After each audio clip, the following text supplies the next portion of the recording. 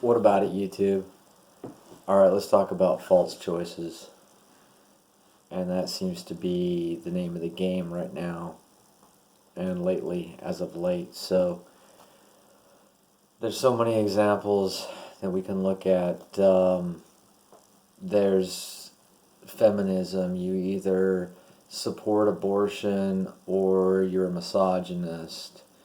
There's LGBT. You either support sodomy or you're a bigot. There's racism. You either support Black Lives Matter or you're a racist. There's anti-Semitism. You either support Israel or you're an anti-Semite. What else can I think of?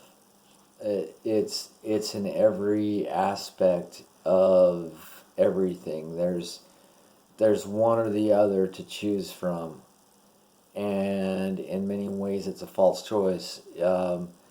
If you don't want to defund the police, then you want a police state. Even with BMI and MMT, modern monetary theory, and basic minimum income. You either have to be fully communist or you're like some strict free market capitalist. And there's no, it's all emotive. And there's no discussion in any of this. It's just you're going to choose this or you're going to choose this, and you're going to choose this or you're going to choose this. And besides all the other discussions we could make out of this, I want to kind of focus on a couple of things. I want to focus on first how we need to constantly remind ourselves that we are not going to get caught up in the hardened heart part of anything. Okay, we've got to be a peacemaker. No matter how many images and things come into our view that could rile us up into some kind of passion of anger, we've got to remember to not do that because of many reasons. And I'm going to link a good discussion of anger and what's Christian in the description because it was profound to me. It's what I needed to hear. So there's that part of it, that throughout everything going on and throughout everything, your salvation is number one. And you've got to forgive to be forgiven. So there's that, and you've got to be a peacemaker. So there's that. And I'll let that discussion that I'm going to link to speak for itself. But overall, I want that to be part of what I'm getting at. And the other thing is just that by having no rational discussion, the dangers that you're in. You're choosing one tyranny or one skewed. It's all voter trap. It's all, you're choosing one over the other in all these cases, and each side has sort of taken the flag of all of these things I listed, right? So the divide between what's considered today conservative and liberal has never been more clear, and it's also never been more divisive. It's also never been there's never been a less pathway of discussion. And so the unfortunate thing for the lefties is that they have voted themselves off the island. They want to hate America. And there's plenty of complaints, and that's part of the voter trap too, is USA Incorporated has a lot of sins that it's guilty of. But the left attacking it and wanting to burn it down and replace it with some utopian rainbow world order nonsense They have no direction. They don't even know what they're fighting for, who's backing it, and what would really happen if they got what they're asking for. They're completely retarded. They're completely spoiled too in the system that we have right now. And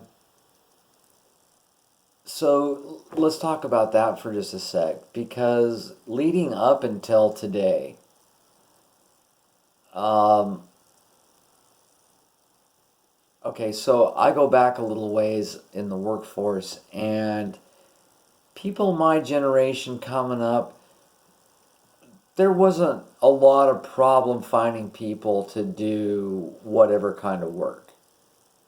If the work was there, you could find someone to do it. Bagging groceries or whatever. Somebody wanted a job to do what you had available. And somebody was willing to show up and punch the clock and be halfway responsible.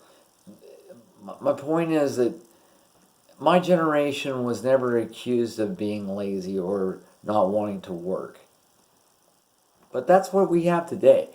That's what we've had leading up to today, is this generation of, I guess they would say, like, entitled mentality, kids who are disillusioned by the leftist communist schooling that they got, and they hate capitalism. They don't think that they should have to work. They think they're smarter than everything. They want to burn everything down that everybody built before them and do it in the name of this, that, and the other. And they're worthless. They're useless. And in some ways, it's been explained by, like, that Yuri, is it Brezhnev or Brezhnikov or Russian guy, defected and talked about this stuff back in the 90s, about how you demoralize the public like this to hate their country, and they become lost. They're just lost. What can you do to? Okay, and at the same time, you have to be careful not to. Again, have a hardened heart towards them, but certain facts have to be accepted too. If they cannot be rationalized with, that's part of what I'm saying. This divide, there's no discussion, and I don't think that it's the problem of, now, like I'm saying, like the right or whatever in their position. It's a voter trap in many ways, but they're not the ones, I don't think, aren't the ones who are saying that we don't want a discussion, we won't talk, or we, but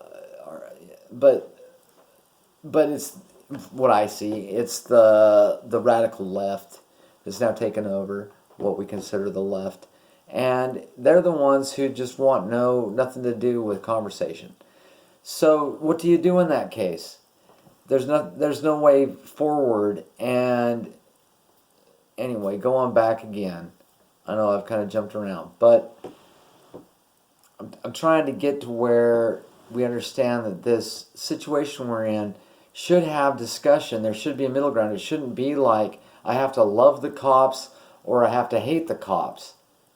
I shouldn't have to have this emotive reaction to it and judgment upon it. How about I like law and order, or I like a society of polite people, and I like to have a cleanup crew to take care of those that won't behave. I like that, but I also want them to be accountable. I don't want them to be predators upon the people. I don't want them trying to go out and screw hot chicks and people's daughters and people's girlfriends and people's wives because they're horny, and so they're going to go try and get some action that way. That's happened in this state, by the way. Anyway, there's corruption. I'm not saying that there's not corruption. That's why I don't like this idea of having to go one or the other way with it. Can we have a discussion of how we can make it better? Like I was saying in that other video with Tucker and the senator that was trying to say, hey, if we can make it easier for people to sue police because they're blocked from doing so, why doesn't that make sense? Why not make it so that people have a redress for their grievance? Why not? Are we just going to just put our heels in and hate each other? Come on, we can't be like them. That's the whole thing. You can't be like your enemy. you have to kill them with kindness in some kind of way. That's got to be the message here, part of it. But going back to these kids who are disillusioned with their identity, and they have been told to be angry and revolutionary and hateful and blame everybody and victim mentality and victim identity. I mean, these people that don't want to work and just get along and don't want to be part of a polite society, they want revolution, they want trouble, they want to go show their ass. Okay? These people right now, unfortunately, with the COVID, with everything, and with the good stuff, I'm not trying to bash it black and white here with Trump and the Trump bucks, but they've got Trump bucks. I know people personally who are on unemployment right now, making $600 a week, and so they want to work, but now right this second I'm talking about people who aren't losers, but I mean losers in the way that they don't want to work, but they're afraid to work in a way because they're afraid they won't be able to make $600 a week. So they can't show that they're working because then they won't get the 600. But they would rather be working, but they've got to show that they're, they've got to feel good about it, right? It makes more sense to them, like, okay, if I'm going to go back and work, I've got to make 600 plus a week. Or why should I do that? Why not just take the 600 a week and kick back? Okay? And that's the problem too. There's people that I've talked to that today, actually, 2 people quit from someone who's happened to work 3 different routes because 2 people quit in the same week and they're making more money as unemployed than they would if they, because right now Trump is juicing everybody. Nobody wants to admit that. But there's not people starving in the streets because they can't get access to dollar bills. That's not happening. The only reason that's happening is because access to unemployment and short-term funds and Trump bucks has been available. So everybody that wants to hate Trump, the logic becomes less and less of why. The only reason that you're showing your ass right now is because Trump's allowing you to. If you were starving to death, you wouldn't have time to go protest. Okay? So, you wouldn't have time to go riot and show your ass. So, this is the danger with people like Andrew Yang and these MMT guys that have gone to the left to sell their crap, which is legitimate, is the scary thing. But they go to the left, and Yang goes to the left, and he's selling it, and it's being sold as just like, we'll just give you money. And I'm not saying shit about the Trump bucks right now. That's a different situation. That's, people need a little leg up. Trump bucks I'm not complaining about. A little bit of Trump bucks never hurt anybody. Okay? Winning the lottery, everybody winning the lottery once in a while never hurt anybody. Okay? But the way Andrew Yang and the way MMT with their green nonsense and their appeal to the left, the way it's coming across and being sold, and the way it's making idle hands, which is the work of the devil, right? It's giving these idiots idle time to use all of their energy to burn everything down around them that's good. Because they're bored and they're stupid and they don't have anything guiding them into a productive, meaningful, fulfilled, and happy, mentally secure and stable life. Everything's guided them to be retarded and unhinged. All of their upbringing has guided them to be unhinged. Watching their mom and dad go sleep around and get divorced caused them to be unhinged. Having drugs and opiates readily available has caused them to be unhinged.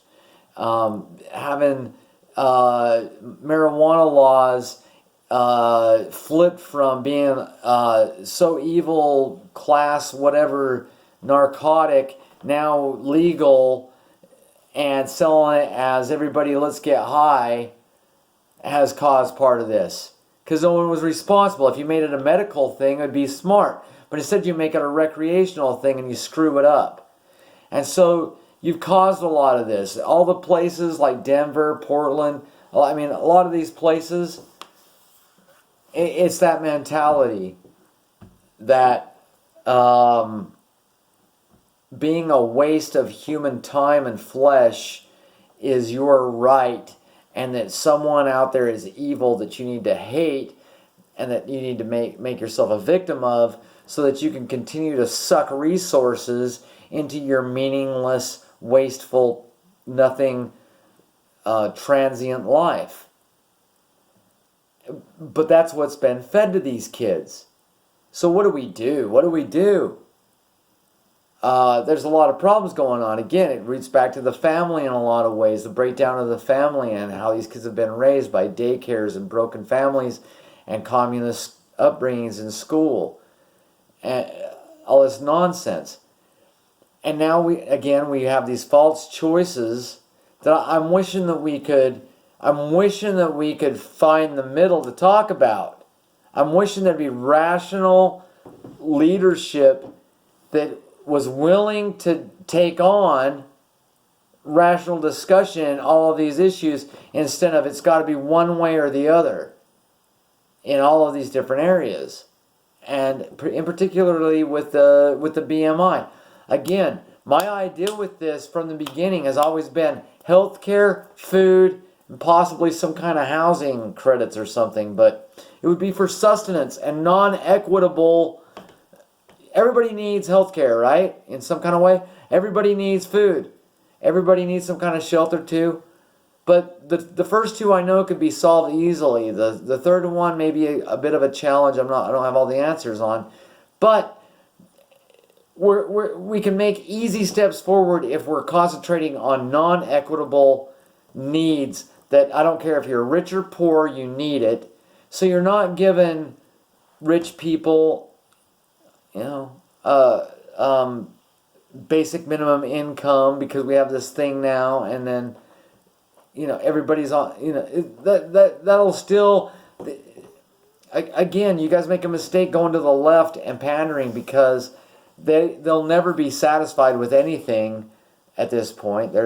You could give them everything that they want and they'd still want more until they have your head, and they burnt down everything in the world, and it's become South Africa, and no one has food or water anymore because they burned it all down. And it'll still be your fault, but you'll be dead. And then they'll go and find you in the woods and rape the rest of your family and kill them too. It's happening in South Africa. It's going to happen here if we let it, right? Hopefully that's not the case. But again, I don't want it to be the other way, where it's got to be like militarized, police state, top down, USA Incorporated is your daddy. And now the dictates come down from, oh wait, we got it right here, the Noahide laws. What? So that's the other scary thing. Yeah, all this mess that was going on, we'll put a stop to it. Yeah, gays, you're getting the guillotine. Atheists, you're getting the guillotine. We'll get rid of all the riffraff because we got the Noahide. I mean, I'm just saying, I don't know. I just don't want it to be that way. I want to be able to have meaningful middle ground discussion where it would be like, look, MMT, the situation with law enforcement, the situation with whatever else is the discrepancy. What can I do? What can we do so that you will just shut the up, right? And then when they say there's nothing you can do to make me shut the F up, then I think it's time for either side. Doesn't matter which side of the false dichotomy voter trap you're on. Once you acknowledge, either one of you, that there's nothing that can appease you to make you happy, there's nothing anybody can do for you. And anyway, I'm going to link that thing on anger in the description, and I'll keep this under 20 minutes. All right. God bless.